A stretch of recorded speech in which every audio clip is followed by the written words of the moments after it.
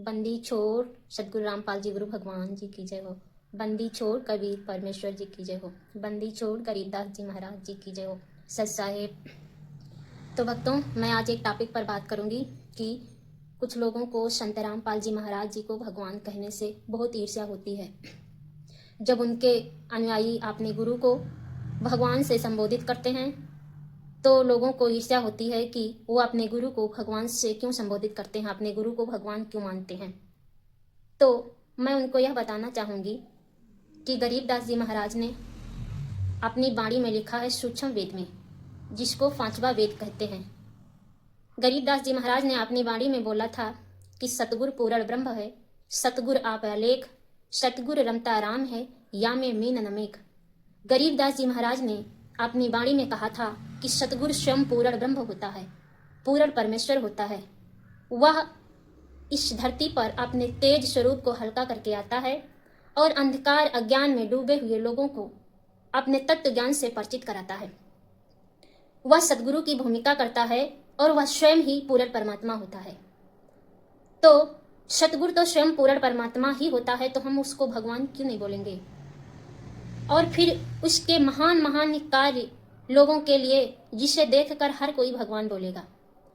लोगों की लाइलाज बीमारी, ऐसी बीमारी जो कहीं भी इलाज से नहीं ठीक हुई, वह बीमारी संत रामपाल जी महाराज जी की शरण ग्रहण करने से, उनके द्वारा बताई गई भक्ति करने से उनकी बीमारी जड़ से समाप्त हो गई। जब ऐसे महान महान कार्य होंगे, संभव का असंभव होगा, तो लोग उनको भगवान क्यों नहीं बोलेंगे। ये भोली जनता एक पत्थर को भगवान मान लेती है, एक पेड़ को भी भगवान मानकर पूजने लगती है, लेकिन एक महान संत को भगवान कहने पर इतना ईर्ष्या जताती है। कबीर परमेश्वर 600 साल पहले बाणी बोला करते थे कि पत्थर पूजे हरि मिले तो मैं पूंजू पहाड़, वासे तो चकिया भली जो पीस खाए संसार।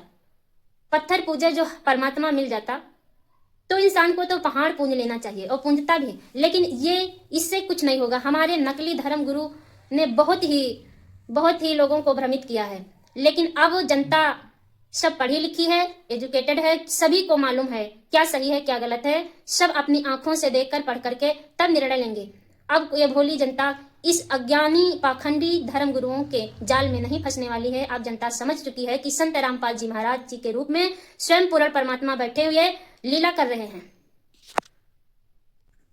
इस भोली जनता की मति मार गई है। और ये जो पाखंडी धर्म गुरु हैं, ये वेद पढ़ते हैं लेकिन वेद का भेद नहीं जानते। परमात्मा कहते थे, वेद कहें पर भेद न जाने, बांचे पुराण 18, और पत्थर को परमेश्वर कहें भूले सिरजनहारा।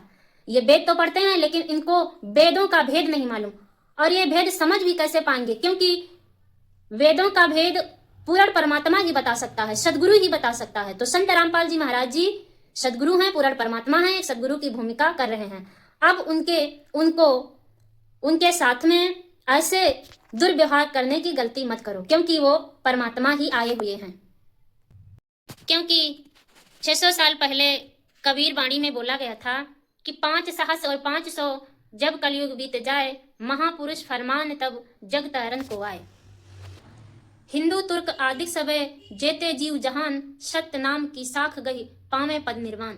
वो महापुरुष 5 सहस्र और 500 जब कलयुग बीत जाएगा, तब उसका इस धरती पर आना होगा। और वह किसी जाति या मजहब से किसी से भेदभाव नहीं करेगा।